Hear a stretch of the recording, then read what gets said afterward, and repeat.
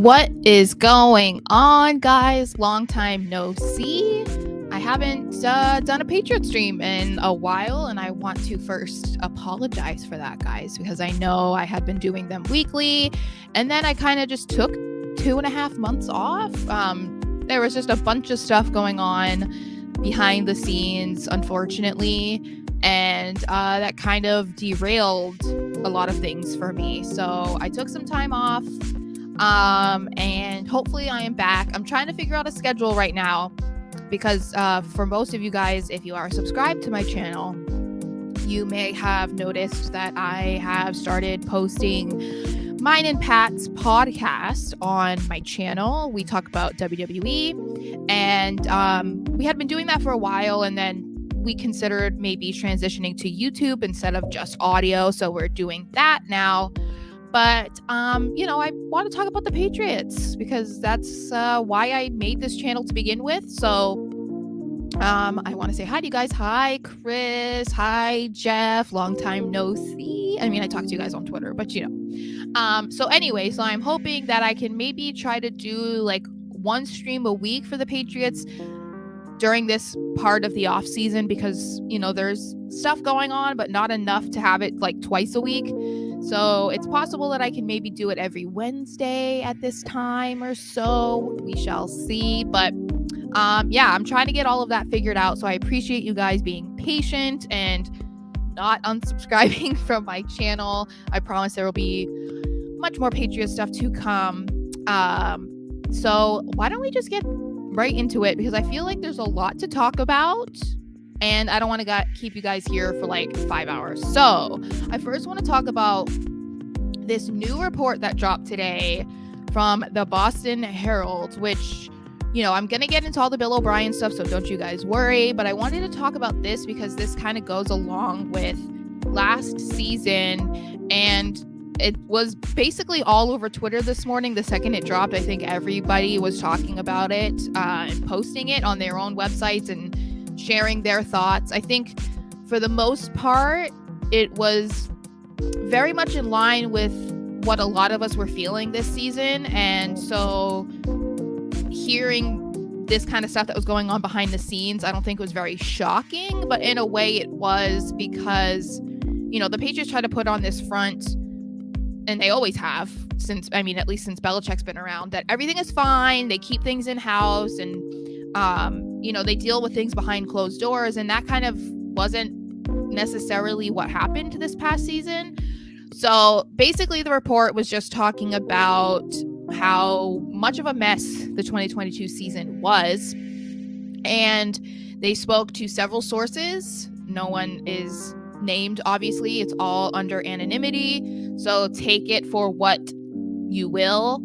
But it basically was talking about the Patriots offense and the just unique disaster that it was, with the experiment of Matt Patricia being the offensive coordinator, officially, unofficially, Joe Judge coming in as the quarterback's coach. And then we know Matt Patricia was also the offensive line coach. And we saw a lot of players talk even publicly about their frustrations with the playbook and all the changes and the schemes, and they didn't feel ready every week. We saw it a lot with Kendrick Bourne, Mac Jones. He spoke somewhat, but we saw that more so on the field of him showing his frustration. I think Hunter Henry was another one who kind of spoke a bit to either radio or after games.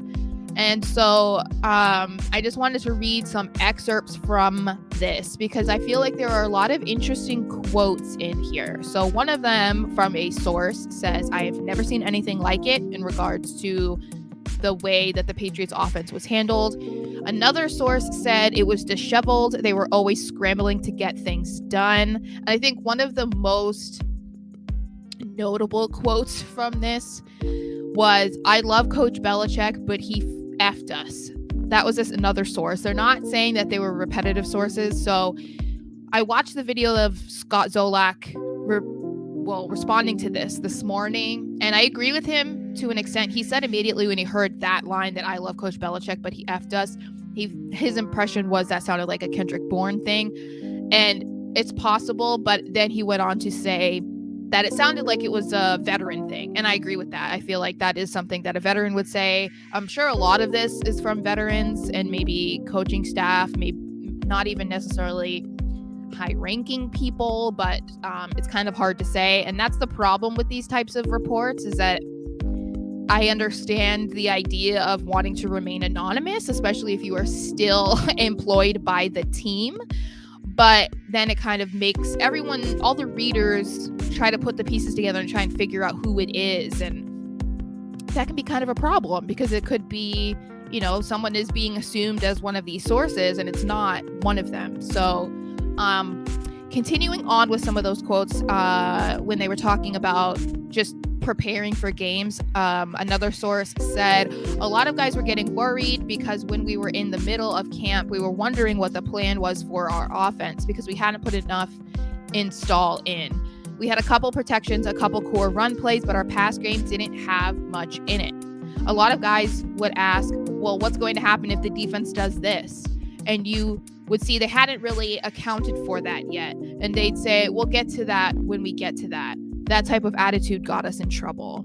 So, this is stuff that from the outside, we kind of were all saying, beginning from preseason. Training camp, I think, was a different story. Obviously, nothing is really set in stone at that point. You're kind of just trying to see where players are at and how you feel about your rookies or some of the free agents that you might have brought in. But the second that they started preseason, it was a mess from the beginning. So this was the kind of stuff that we were all saying in July and August. And so hearing that this was also being said behind the scenes is surprising, but not surprising. I think, a lot of us think that we're experts from our couch and that we know everything that is going on, or we know better than, I don't know, some people think they might know better than Belichick maybe, but you can kind of feel like that because you're watching so much and you're so in tune with what's going on. But in actuality, we don't really know what's going on.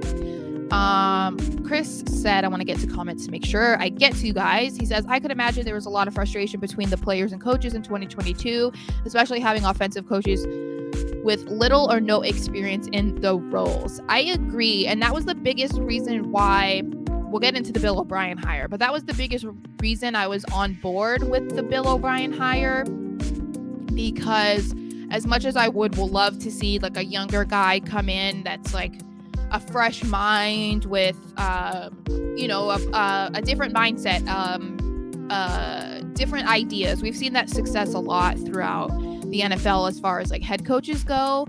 The younger the coaches are, there seems to be a little bit more of like fire there. I don't know.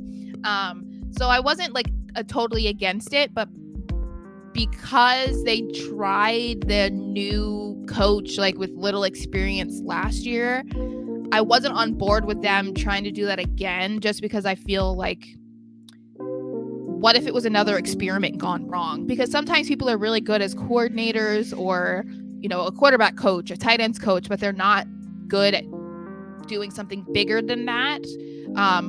Or even just being a coordinator, it's not like their thing. And it's the same thing with sometimes coordinators are just not cut out to be coaches. And so that just made me a little bit nervous. So the Bill O'Brien hire, I feel like, is a little bit more comforting for fans, I would say, but maybe even for the guys that are in the locker room, especially on offense. I think, they know that they have a guy coming in who basically knows what he's doing. So one of the interesting parts as well was the naming of Joe Judge. Joe Judge came up a lot in this article, and I think it was a little bit surprising for a lot of us because so much of the heat for the offense especially, and even the regression of Mac Jones, it was being placed on Matt Patricia, and Joe Judge was kind of just sliding under the radar, and he wasn't really getting a lot of flack, and I think he deserved some of it too, because he was apparently the quarterback's coach. So he's responsible for what they're doing and how they're feeling and whatnot. So one of the quotes here about Judge, there's a couple here. Judge would speak extra loudly in meetings, trying to project like he was the guy. And I think that kind of rubbed people the wrong way. a lot of people were frustrated with Judge. And they also said, I don't think I must have forgotten to post it here, but apparently him and Mac Jones did not get along very well either. They had some like expletive filled rants to each other, and yeah, I guess it wasn't too nice, too kind between those two. And I feel like they hid that pretty well, because we basically only saw Mac lash out, it seemed like, at Patricia. And granted, you know, play calling is a huge part of that game, and that was a frustrating aspect of the season. And there were games where the offense was doing really well, and there were other points where I do not blame him whatsoever for screaming at Patricia. So I'm just kind of surprised that maybe we didn't see any of that with Judge. Maybe that's just Mac just being like, you're not even worth it. I don't know. Maybe it's just because he's not super involved with the game day stuff. I don't know. But I was a little bit surprised to hear that.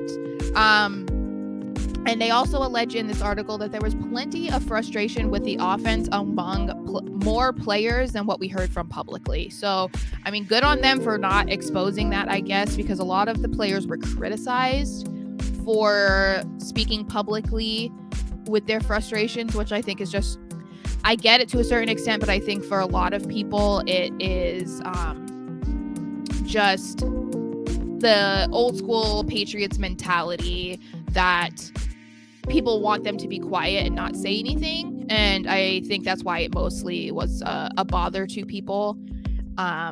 Also, is something going on with Twitter? What is going on here? I don't know. But okay, let's see. Let's get down to the comments. Beantown Breakdown says, Sarah, I think people saying that Bill has given up on Mac are foolish. If Bill didn't believe in Mac, I think they wouldn't make the Bill O'Brien move. O'Brien is here to get Mac back on track. And I agree 1,000%. I think that was one of the leading reasons why they brought Bill O'Brien in. And other than the fact that he had the most experience, obviously, out of all of the people that they interviewed, I think that they had Mac and O'Brien have the prior working relationship, because if you guys did not know, Bill O'Brien was hired to be the offensive coordinator at Alabama as Mac was leaving to head to the draft. And before he got to the draft, he worked with Bill O'Brien to teach him the Saban Alabama offense. So they have that working relationship, so they're familiar with each other. And I think that probably was something, because we know that Robert Kraft was expressing allegedly behind the scenes that he was not pleased with the offensive coaching personnel. And I think this was probably not just a Bill Belichick thing, which a lot of people are trying to say it was, you know, mostly his decision to bring back Bill O'Brien. I think that Kraft might have had a hand in it as well. Chris says, when you're Mac and you have come from Alabama and get Joe Judge as your quarterback coach, I could imagine Mac not respecting him as a coach. I think that it could be something too where it might have started off okay, because obviously Mac only had 1 year under his belt. I don't think he would be trying to start problems like right away. But I think as time went on, he probably could tell that Judge was a little bit in over his head. And then, you know, maybe he tried to share some better ideas or try to be more involved in the everyday types of stuff with him, and it just didn't work. They bumped heads. And sometimes that's a thing. Like, people say that you just need to put your head down and work, and to an extent that's true, but sometimes personalities clash and you can't do anything about it. It just doesn't work. And it's possible that was a thing too, because I don't remember hearing anything about Mac Jones being a problem with coaches prior to this past season. So since we're talking about Bill O'Brien, let's just get straight into the Bill O'Brien stuff. As I've said, I was certainly on board with this. I think it was like the best move out of the people that they interviewed. The least shocking scenario also. It was rumored that they were interested in him last season, but that he still had a year under contract with Alabama and he wanted to finish his contract there. I don't blame him at all for that. So someone had said to me, I don't remember remember who. I think it was one of my friends. He said that he wonders if last season went down because the whole point was that they wanted to get Bill O'Brien this offseason. And I like to think that's not the case, because I feel like why would you screw over your team and like risk an entire season just because you want a certain coach? But maybe that was the plan all along. I don't know. I also I'm assuming that with their conversation through their interviews with Bill O'Brien, they got him at least for multi-years, because that was another thing that was allegedly an issue for them last year, that they did not want to bring in Bill O'Brien if he was just going to come in for 1 year and then get a head coaching opportunity in the NFL and leave after a year. You don't want to have 3 offensive coordinators in 3 seasons for your quarterback. Like, that's not ideal. So who knows if that's the truth, but we shall see. So he was officially announced as the offensive coordinator this morning. He was also said to be the quarterback's coach. So that kind of ousts Joe Judge, because he was the quarterback's coach. And then at least as far as the offensive coordinator position, Bill O'Brien is now going to be taking that away from Matt Patricia. And I think most people are going to be happy with that. And it seems like they're probably going to be going back to the Patriots system of old, which I am 100% on board with. I want to hear what you guys have to say, so let me know. I think after what we saw last season, there's nothing wrong with trying to change things up and, adapt to whatever the NFL is and what's hot right now. But for the most part, what the Patriots were doing offensively wasn't broken. So there was no need for them to basically take the entire thing and throw it in the garbage. I know with Josh McDaniels leaving, they were going to have to do something different because they didn't have their guy there. But I feel that they got rid of too much of it, especially in, Mac was so successful with Josh McDaniels in his first season. And there's a reason why he didn't look nearly as good in his second season. So that is the belief from a lot of the beat reporters that I am seeing, that he will be incorporating what the Patriots had been doing, especially, if we're going back to when he was with the Patriots staff like 10 years ago.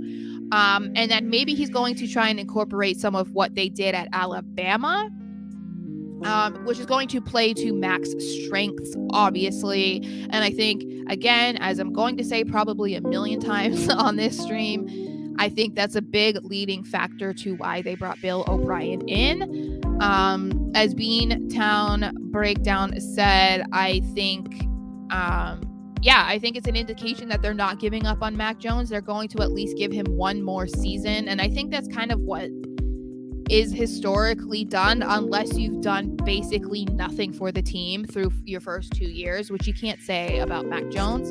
I think they're going to give him 3 years, because if we look back to some of the other newer quarterbacks who thrived in year 3, it's going to be Josh Allen. It's going to be Tua. It's going to be Jalen Hurts. And they all weren't, their jobs were not secure coming into year 3. And the offense changed. They added weapons for them. The playbook changed. Coaches changed. Whatever they needed to do within their own organizations. And there's a reason why they all are doing so well and made the playoffs in their 3rd season. So, hopefully we get that with Mac Jones. And let me get to your comments, because I see there's a few comments coming in. I don't want to miss them. Beantown Breakdown, you have to think too that if Mac knows more, then the coach is going to cause tension. Mac is very football smart, and when you question some of the decisions from coaches, it probably ruffled feathers 1,000%. And especially from reading this Boston Herald article, when they were talking about the way that Judge was conducting himself in front of the players or in meetings, it seemed very much like a power trip for him. I think especially because he didn't have a whole lot of experience with what he was doing, and so he felt, I don't know, validated by Belichick maybe, or more important than he actually was maybe. And that definitely seemed to rub players the wrong way. And, these are competitive dudes, and they've been around enough coaches throughout their careers, whether it's in the NFL or before, they know how these guys operate, so they're not going to hide their feelings well, I'm sure. Let's see. Chris says, I think BLB will be here 2 years minimum, hopefully longer. We need to know what Mac Jones really is and get back to Mac and his rookie season. I believe so too. I think that was probably part of the agreement, because that was such a thing throughout the offseason when people wanted O'Brien to come last year. And I kept reading that because they couldn't guarantee him staying, it was a big reason why they just went with the guys that were in-house, which was a huge mistake. But I guess we're just going to have to kind of pretend like 2022 didn't happen. I don't know. And Chris also says, pick up the phone, call Denver, and ask what they want for Judy. Yes. So I did write about this, and I was thinking about making just a video, like not doing a live stream, but just posting a video about some of the receivers that the Patriots could be interested in this offseason. Judy might seem like a far out name that would never ever land with the Patriots, but I don't think you guys should think that way, because Denver was taking calls and making about trades last season before the trade deadline. I think they said there was like 4 teams that were interested and had called Denver about him, but no one met what they were looking for, which I'm assuming at that time was maybe a first rounder, and none of the teams were willing to give it up or whatever else they wanted. It obviously didn't work out. It will be interesting to see what they're going to do, because they will have their, they'll have Cortland Sutton back. And who's their other top receiver? Why do I always forget? And it'll come to me, or one of you guys will tell me.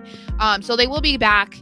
Jerry Jeudy wasn't expected to be a wide receiver 1, so it's possible that they'd be willing to let him go, but there's not a whole lot of reason for them to let him go, because he's still on a rookie contract, and so they're not paying him a lot, and he was by far the best receiver on the field this year. So we shall see. There are some good receivers in the draft, but I need to do a video on the draft, because I'm somebody who doesn't want them to take a receiver in the first round, but that's a conversation for another day. Beantown Breakdown says, Sarah, do you think Damian Harris could be an offseason casualty due to the Pats trying to bolster the wide receiver core? As much as I hate it, I think they might trade Harris for either an O-line or a wide receiver. Well, he is a free agent, so they can't trade him unless they signed and traded him. It's really hard, because running backs especially are kind of like a revolving door in the NFL. So a lot of teams aren't keen to keeping receivers unless, I guess, if they're like a Nick Chubb or what Ezekiel Elliott was before he became who he is now, or Saquon Barkley or something like that. Like, those are guys that you might want to keep because they are such a solid piece of your team. And since Belichick drafted both Kevin Harris and Pierre Strong Jr. last year, and they still have Ramondre Stevenson under a rookie contract for 2 more years, I would think that maybe they won't re-sign him. I know that Harris wants to stay and Mr. Kraft loves him. So I guess if they could bring him back on a team-friendly deal, maybe. But I think it would also mean that he is RB2, and that's only if, we don't see this like massive outbreak of Pierre Strong Jr. or Kevin Harris. I mean, they had some pretty good moments, especially against the Cardinals, because I was at that game. So I kept him off of my list of free agents that the Patriots will re-sign or should re-sign, because I just don't know that I see it happening. Kendall Hinton, is that who you're thinking of? I don't think so. I don't know. I can't think of who I'm thinking of. I think it's in my article, so I should probably just pull it up. Let me see. Because I had Judy as one of my biggest hopes for the offseason. Although there's a lot of people talking about some receivers in the draft. I think I've seen a lot of people talking specifically about Zay Flowers. He's from Boston College. I think they said he's like projected to be one of the top receivers in the draft this year. So they would definitely have to use a first round draft pick on him. And I feel, as much as the Patriots need a receiver or a number 1 guy, I just don't know that I love them spending their, 14th overall pick. My internet is just not working, or at least Musket Fire is not working. I don't know if I love them using their 14th overall pick on that. I think that there are some good tackles that could be available, like Peter Skoronski, I think is his last name. Paris Johnson. I love. Oh my gosh, I need to get. I think is it Broderick Jones from Georgia? He's just a massive, massive man. It's not the hottest pick. A lot of people are not going to be excited about it, but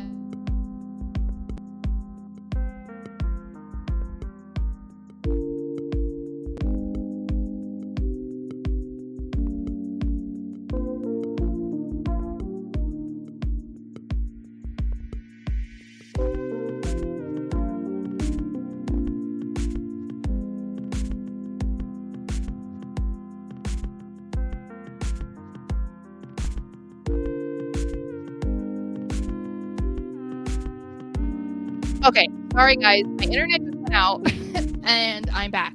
Hopefully you guys are still there. Yes, it did go out.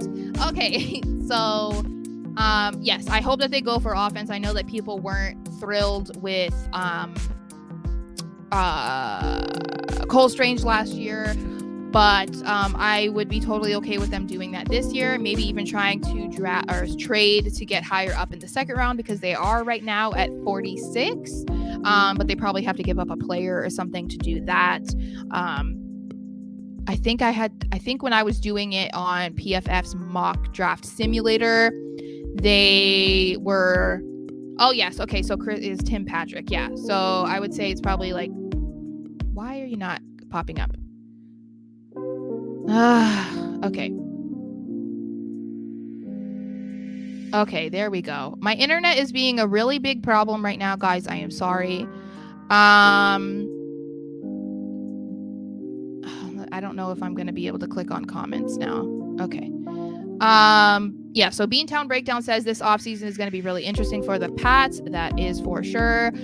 Trent Coffey says, who are some of the second and third round wide receivers in the draft that you like? I would have to look. Oh my goodness. Let me get back to you. I want to do like a whole thing about the draft because, there are ones that I like right now. I'm trying to learn about who is in the draft because I am not a big college football person, so I have to like go through and research these players to see who is, the most talked about, who is the most talented, who a lot of people are hoping that their team gets, or who is connected to the Patriots at least through mock drafts. So that's my way of learning about it. So I have to do that. And Ladarius said, I'm not clicking on comments right now just because it's slow. I don't know what's going on. So Ladarius says, what should be the focus of the Patriots in both free agency and the draft? For me, I want to see the draft I want them to fix the offensive line. There are some pretty good names out there that are going to be free agents this year, but a lot of them are going to be expensive. I know that people were talking about like Orlando Brown, but he is going to be expensive. So it just depends. They should have a decent amount of money to spend. It ranges right now from like 36 million to like 52 million, just depends on where you look. But so I would like them to do that with the draft and a cornerback in the draft. I kind of want them to try and trade for a receiver.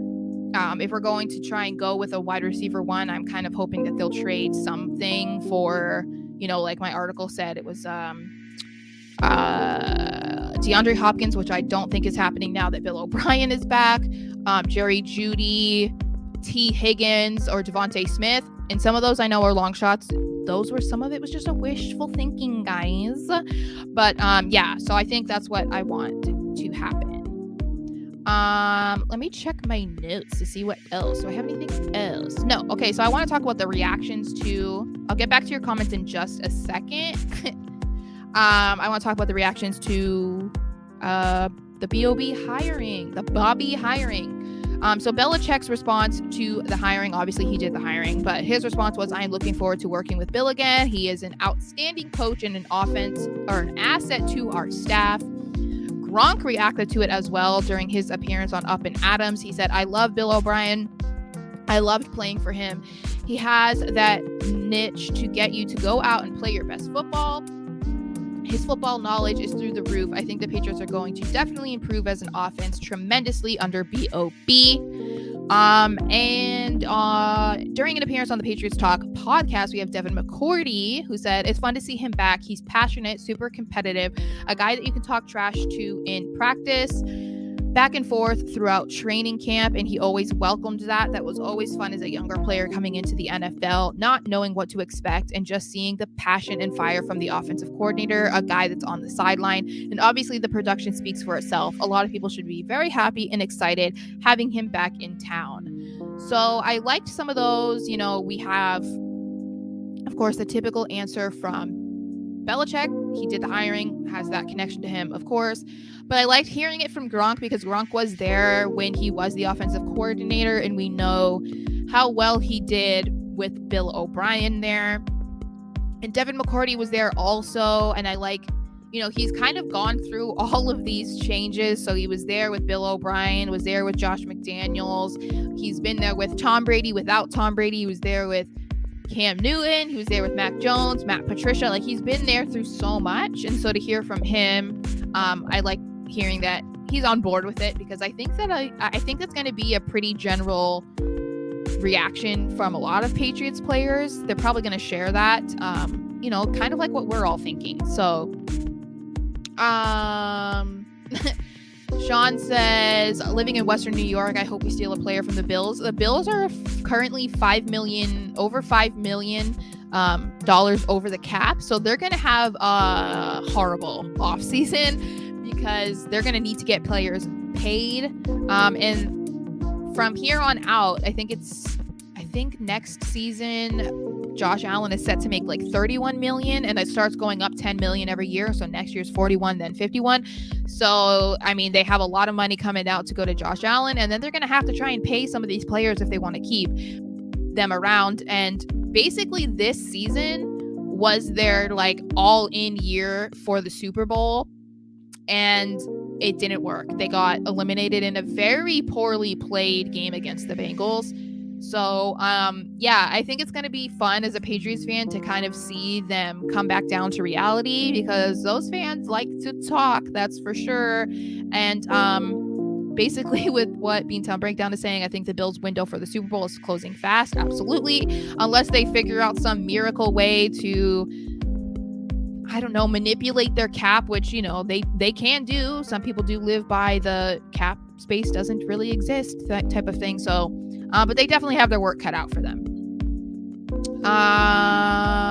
Chris says D-Hop is too old. I would prefer a younger wide receiver.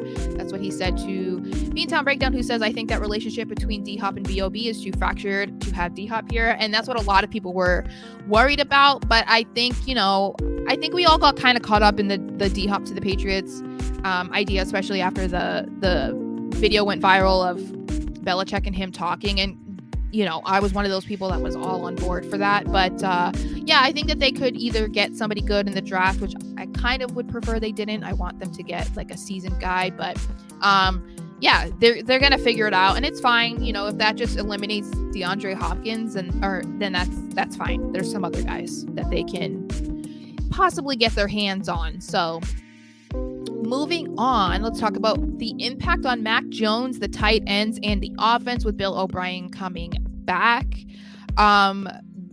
You know, I want to talk about Devin McCourty. He had a lot to say on the podcast. So we'll get to that in a second.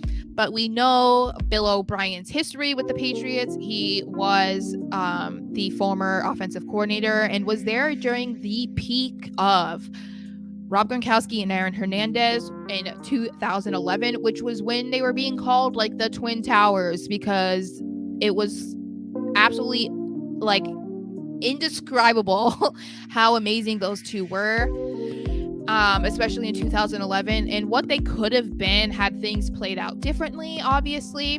But that was a very big year for double tight ends, which a lot of people were hoping to see since the 2021 season when they brought in Hunter Henry and Jonnu Smith, kind of hoping that we're going to see something similar to that. We never have, unfortunately. But Bill was there when they combined for over 2,200 yards, 20 and 24 touchdowns between the two of them. I mean, I'm not saying Hunter Henry and Jonnu Smith are, Hernandez and Gronk, but it would be nice if we could see something come of that, especially because so many people were hoping for more from Jonnu Smith, especially. And a lot of people are thinking that he's going to be cut. I'm not sure. I mean, I don't know. I think that if either of them are going to be cut or traded, it's going to be Smith. It's not going to be Henry.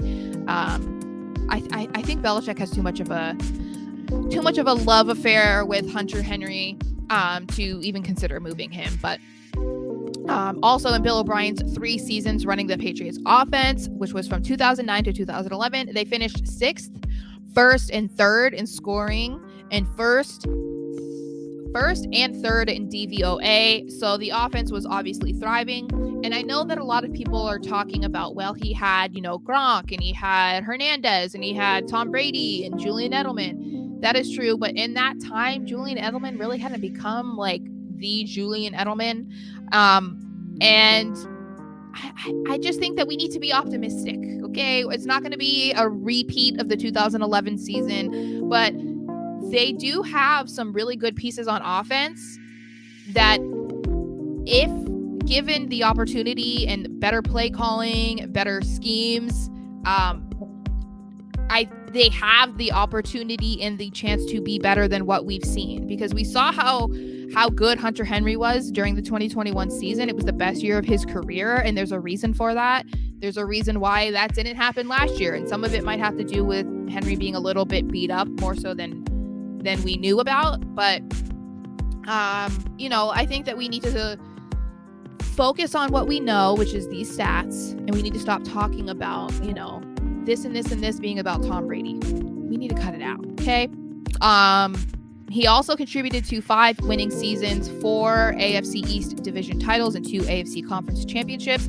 I do think, like we were just talking about, the Bills are not necessarily going to be the big brother in the AFC East anymore, because this offseason is not going to be a good one for them. And the division is kind of wide open at this point. I mean, the Jets are kind of in a weird spot too, because they don't really have a quarterback right now. And Robert Saleh is talking about how they want to go for a veteran through free agency. So who knows who that's going to be, but I can't imagine that they get their hands on anybody phenomenal. I mean, unless they went for like Jimmy Garoppolo or Brock Purdy. I mean, I'm not saying they're phenomenal, but definitely better than Zach Wilson at this point.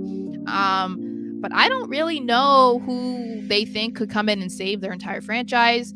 And then the Dolphins are kind of in flux as well. Who knows if Tua's going to play again? I don't know, because the severity of his concussions and head injuries, who knows?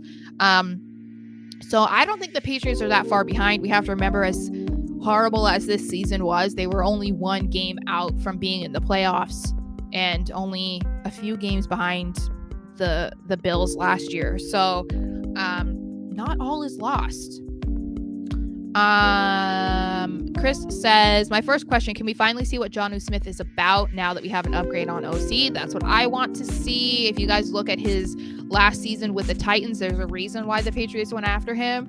I know that a lot of people believe that he wasn't necessarily the plan to begin with. It was Hunter Henry, because they ended up signing Hunter Henry like the next day.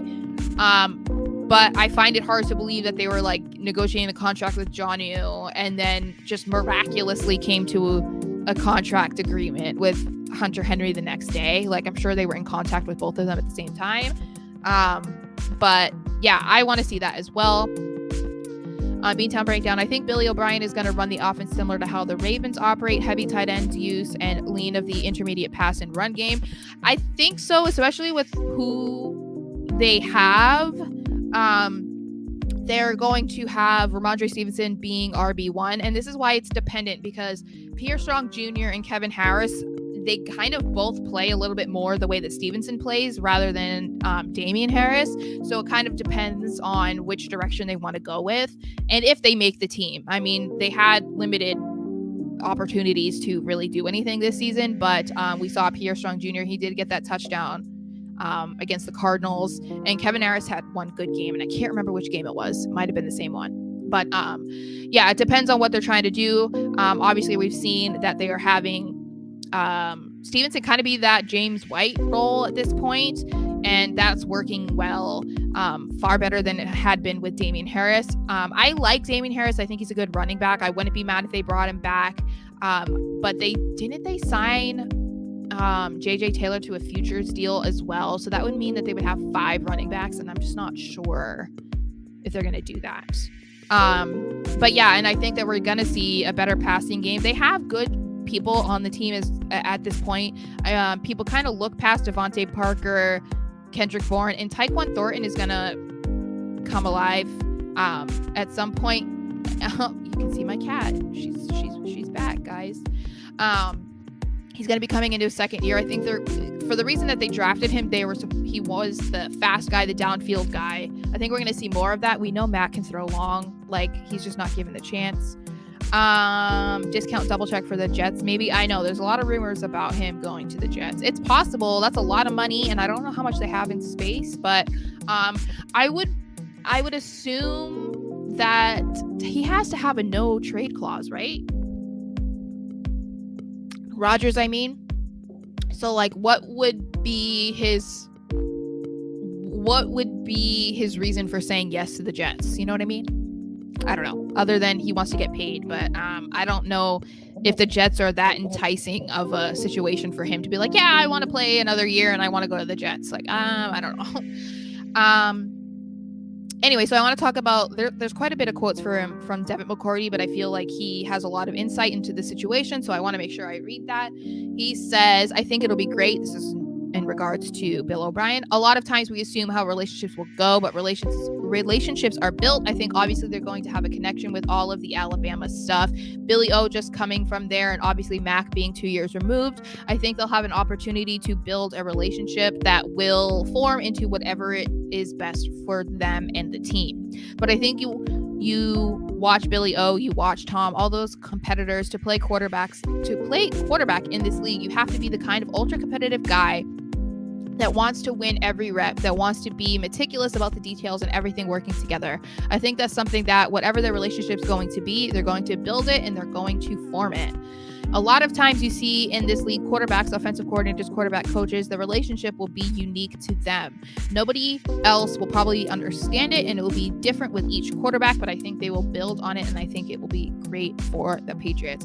And I feel like a lot of that is very descriptive of both Bill O'Brien and Mac Jones and how they operate and how they see the game and how they perform and prepare. Especially, being a little feisty to each other or wanting to be perfect and the meticulous, like he said, being meticulous. We've seen Mac being very reminiscent of Brady in that way, where he's staying very late and watching tons of film and practicing this and doing this. So I think that they're going to work really well together, and it's really exciting. I'm a lot more excited about this offseason, and I think it's nice to have this feeling now as opposed to how we felt a year ago, because last year it was not looking pretty. Let's see. Are we gonna have, okay, it's giving me issues again. Here we go. Beantown breakdown. The only thing that might be appealing to the Pats with Harris is that his cap hit is very small. The Pats could say, why not, and bring Harris back. Yeah, I saw his projection on like Over the Cap or something. They have him at about $7 million a year. They think that he'll probably get a 3-year $21 million contract. He is one of the more like stable free agents, running backs that is going to be hitting free agency. So it's possible that he could get a pretty good deal, because he could be RB1 on another team. And that's a thing too. Like, is that what he wants? Does he want to get paid? Does he want to be RB1? Does he want to stay with the Patriots because, Mac Jones is his buddy? That's where he's been. That was where he was drafted. It's going to be really dependent on him, I think. And if Belichick is going to be willing to pay him, obviously. Oh yeah, Rodgers is owed $58 million, which is ridiculous. Yeah, no, his contract is ridiculous. They never should have done that. It's like, there's so many bad contracts in the NFL right now, and I know the Patriots have some of them, but I'm just glad that they're not tied to like a Russell Wilson for like $800 million. So the Bill O'Brien hiring, what does it mean for Matt Patricia in Joe Judge's future with the Patriots. So the immediate thing that we're talking about right now is the Shrine Bowl, which the Patriots just arrived there today, and they announced their coaching staff, but both Joe Judge and Matt Patricia were not on the coaching staff.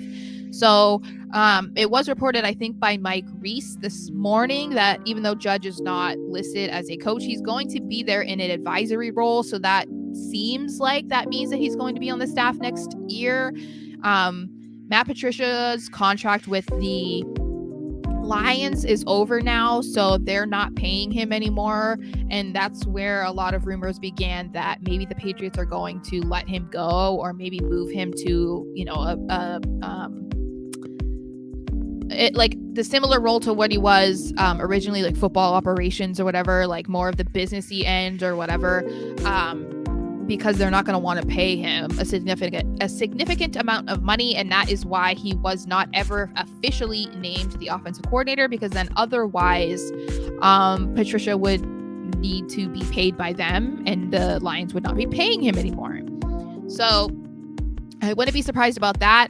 I wouldn't be mad about Judge returning to special teams, but we haven't heard anything about Cam McCord and what's going on there. He's a part of the Shrine Bowl coaching staff, so I think that must be indicative of they're keeping him around as well. Maybe Judge can collaborate with him. I don't know. Something needs to happen with special teams, because that was like one of the worst parts, and I think it kind of was slid under the rug because the offense dominated the headlines so much more with their struggles. I think special teams was kind of worse though, and I think they need to look at that. I don't think that they should just keep Cam McCord there because it's comfortable. So we'll have to see what goes on there. I wouldn't be mad about Patricia leaving. Beantown Breakdown says, I think both are going to take back office jobs and just let them fade out. Probably. Chris Godwin says, I always say Goodwin. Oh my gosh. It's just because I'm so used to seeing Chris Godwin. But there we go. We should mark that off like every time I say that. Every time I call you Godwin. Judge to special teams, Patricia fired, deported to Canada. I mean, that's the rumor right now, and we're not seeing him included in anything yet at this point. So it might have just been one of those things where they're like, hey, like, we'll bring you back because another team is paying you and we don't have to. And now that they have to be the ones to pay him, they're like, nah, especially since Kraft had been allegedly expressing his unhappiness with how the offense was being coached. I wouldn't be surprised if he was like, we're not keeping Patricia. I don't want to pay him anymore. But who knows? So I do want to talk about also they are still interviewing for the offensive line coach, which that would also mean that Patricia must be out, because that would mean he's losing both of his jobs. So at this point, Adrian Clem is the favorite to become the offensive line coach. And they are scheduled to have a second interview with him at some point. He was interviewed last week for the offensive coordinator position, but obviously they gave that to Bill O'Brien. So they're going to have another meeting with him, according to Albert Breer. And I'm all for it because this guy sounds good. So he is currently an associate head coach and the run game coordinator and the offensive line coach for the University of Oregon. He was drafted by Belichick. I believe he was the first player drafted by Belichick in 2000. He started 10 games in 5 seasons, but most of his career was spent off the field due to injury.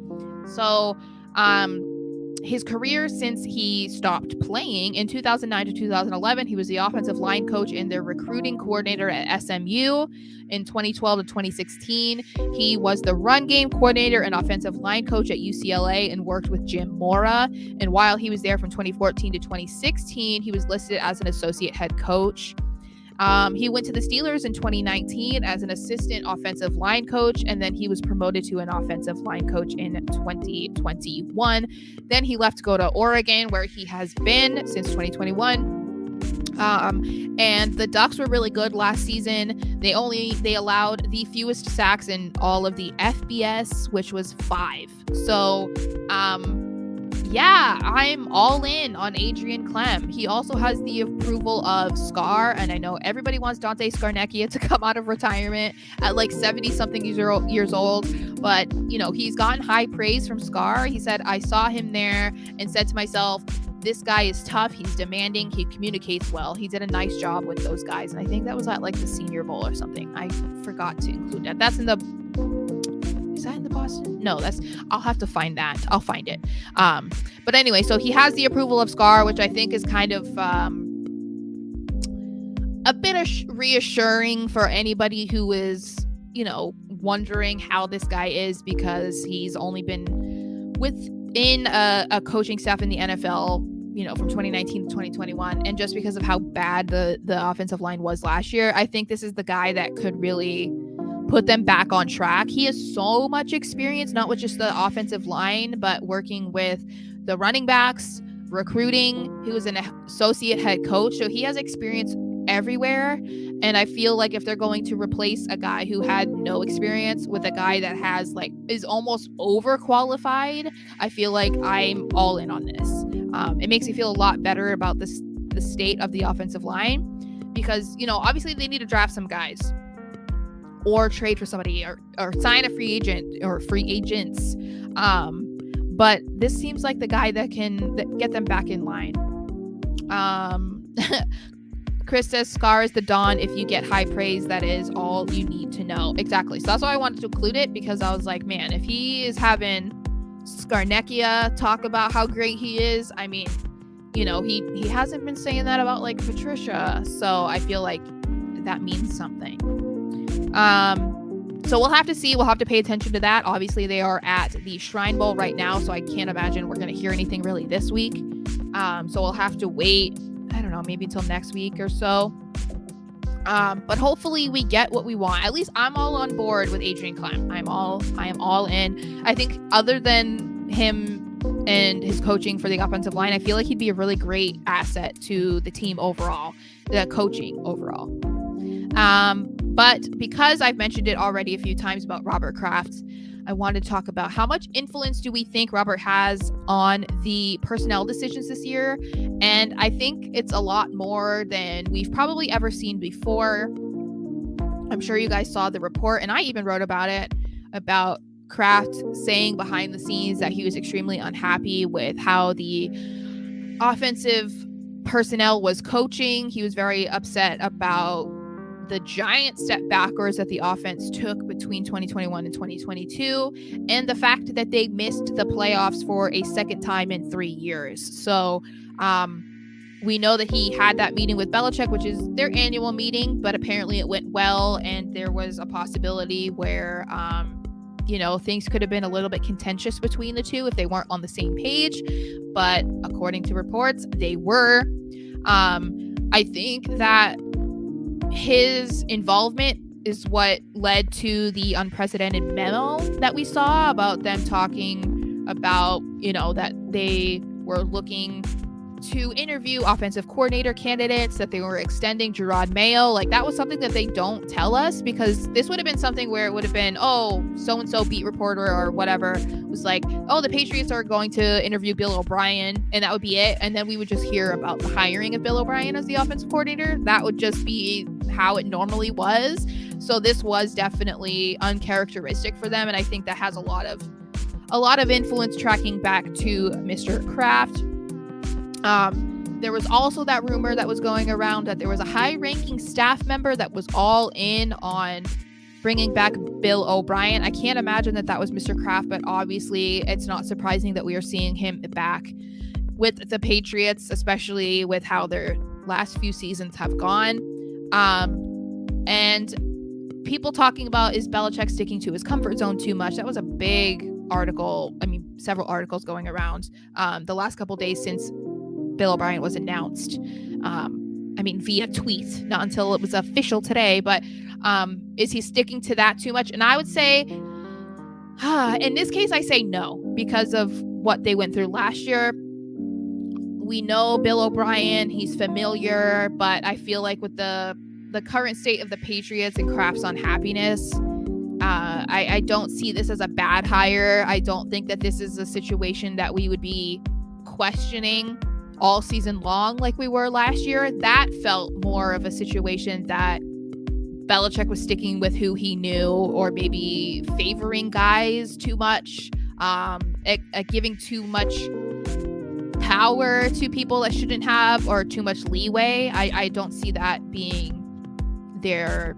I don't see that this season. Maybe I'm wrong. Maybe you guys don't agree, but let's see what you guys are saying. See if this will be a problem. Okay, good. Chris says Bob Kraft has told Belichick he's not happy and wanted to change, and let's face it, Bill could not have turned around and said no after that season. Yeah, he had to change. And there was people that were even saying that if they couldn't have reached an agreement, they were wondering what the future of the Patriots was going to be at that point, because Belichick is the general manager and the head coach. So if your owner is saying, hey, I don't like this, we need to see this change, and he's like, no, then what is Kraft going to do? Like, technically, he's the one who would fire Belichick, but it's like, do you fire Belichick? So I'm glad that we're not at that point. I'm glad that we don't have to discuss that. And I'm glad to see the changes that they are making seem to be the right one so far. And I'm knocking on wood right now, making sure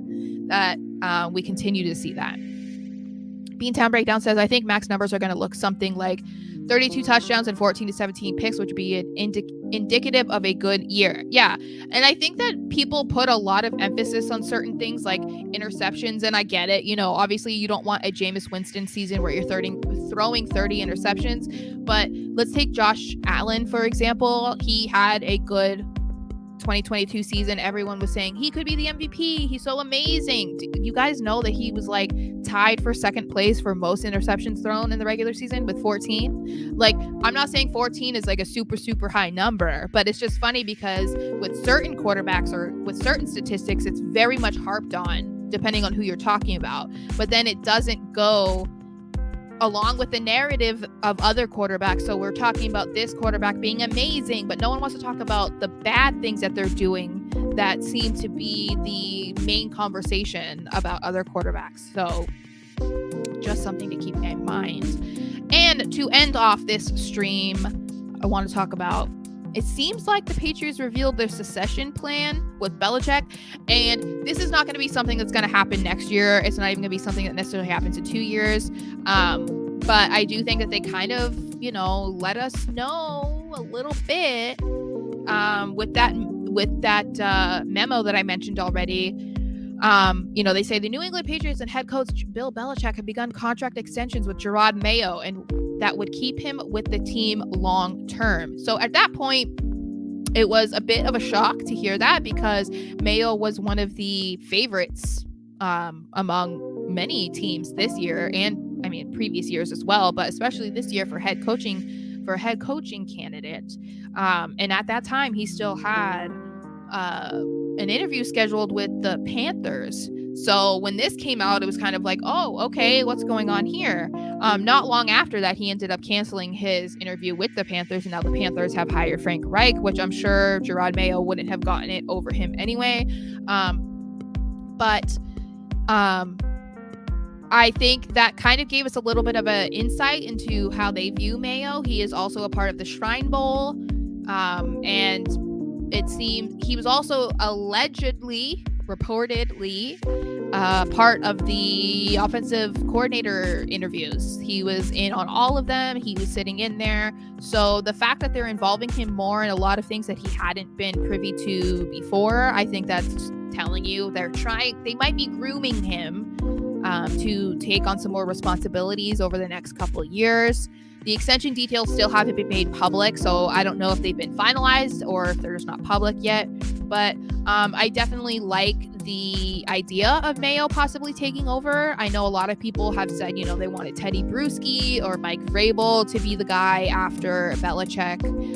But I don't think that people would have that big of an issue with Gerard Mayo, because, he's kind of along the same track as those two. He's played for the Pats. He's coached for the Pats. He's well respected. He's talented. He's a younger guy, which is something that we've seen the NFL going in that direction for head coaches over the last several years, specifically since Sean McVay. He could learn from Belichick more over the next couple years, and that could be his way of maybe seeing if this is something that he wants to do. It seemed like that's what they were going to have with Josh McDaniels. I mean, I was one of those people that definitely thought McDaniels was going to be the guy to take over for Belichick, and it seemed like that for a while, especially after he decided to turn down the Colts head coaching position. I was like, oh, okay, they promised him to become the next head coach, but apparently that's not what happened.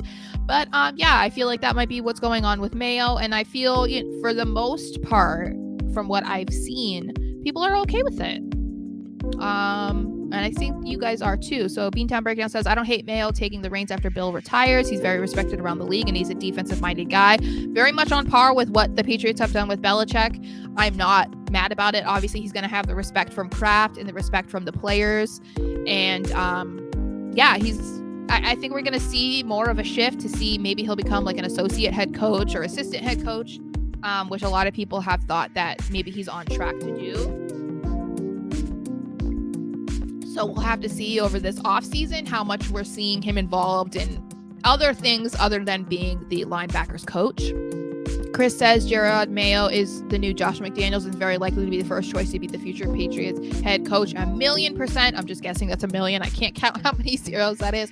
But yeah, I think that we're looking like that. And I like that direction. I think that it is good to go younger and a guy that is very familiar with basically all things from top to bottom Patriots. I mean, I don't think that there's anyone more qualified than him.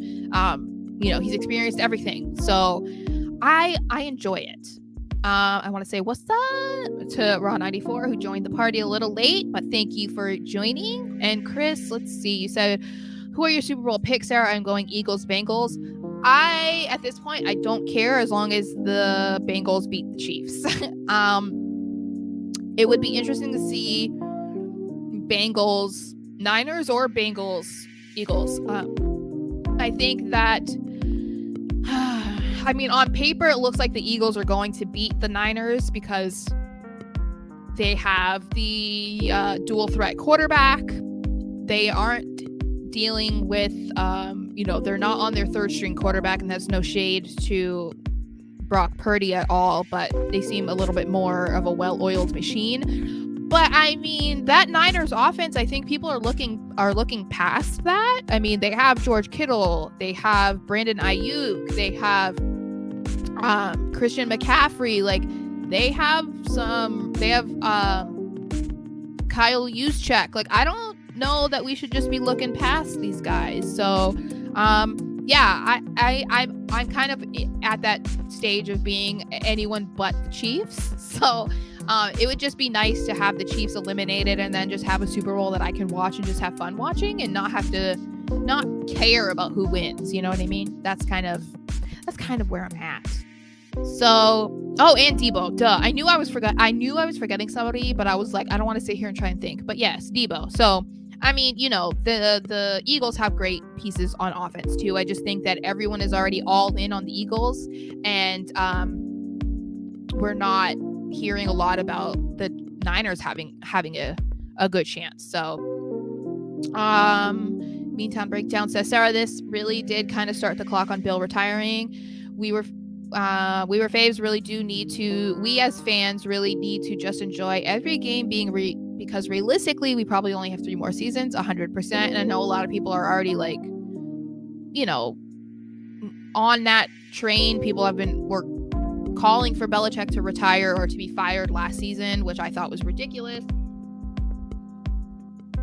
But, I think that's kind of one of those things that,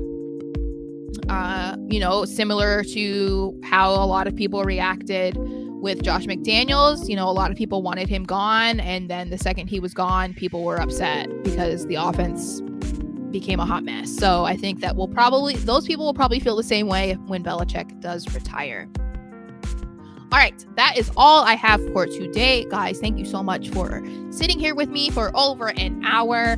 The second that I figure out a schedule, I will definitely post it on Twitter and probably on my community tab on my YouTube channel, so you guys can check that. I'm kind of in a weird I'm in a weird situation right now because the place that I was working with previously to do my streams ended up not working out, and if we're being honest, didn't pay me for 3 months of work, and so I am no longer associated with them, and I am trying to find a job, but at this point it's kind of looking like I'm gonna have to just get a normal job out of the house, which will limit me to, you know, I don't know how many streams a week that's going to allow me to do, how much writing it's going to allow me to do. So yeah, we're kind of just trying to figure it out at this point because yeah, there's not a whole lot of opportunities in the sports industry for me right now as either, you know, a streamer, podcaster, or a writer. So I'll have to keep you guys updated on that because it's kind of in flux right now. And yeah, yes, you did miss the whole stream, but it will be reposted, and I'm hoping to do what I've been doing with my wrestling show and clip it up into certain videos so that if you don't want to watch the whole stream again, you can just watch certain videos of topics that I talked about. I'm gonna work on that. I am not familiar with video editing, so I'm going to work on that. New stuff with Musket Fire. It's a little bit slow right now. I did put out a couple articles this week about the free agents that the Patriots will have and who I think will be re-signed and who I think will be let go, so you guys can check those out. And Sean asks, will you be going live for the Royal Rumble? I will not be live during the show, but Pat and I will be streaming afterwards to give our thoughts and our reactions to the show. So look for that. I'm not sure what time. It's just going to be dependent on what time the pay-per-view ends, which you never know how long these things can go. So definitely look for that on Saturday night because we will be going live to talk all about it. But other than that, like I said, I will keep you guys updated. I'm really crossing my fingers that I can find something that allows me to keep doing this because I love doing this. I love talking about the Patriots. I love talking about WWE. I love interacting with you guys. So I want to do this as long as I possibly can. But, you know, unfortunately, it doesn't pay the bills.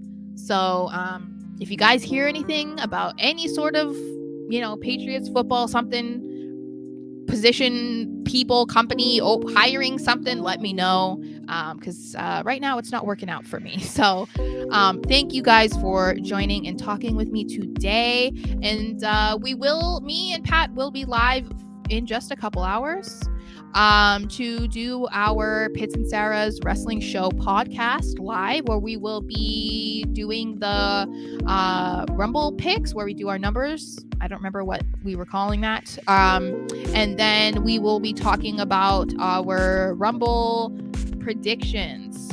So join that if you guys like some wrestling. And if not, hopefully I will see you guys next Wednesday to talk, or Thursday. It's Thursday, right? It is Thursday. I will see you guys next week to talk more about the Patriots. So see you guys. Go Pats.